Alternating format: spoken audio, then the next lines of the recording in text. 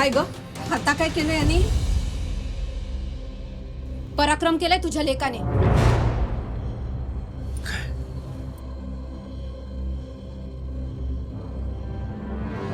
आई, अगं नोकरी लागली त्याला. काय? शाबास.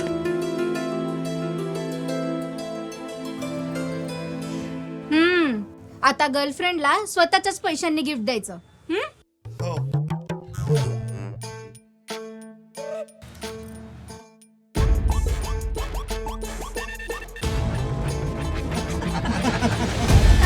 नमो महारोजगार मेळाव्यामुळे लाखो हातांना काम आणि म्हणून धनुष्यबाण.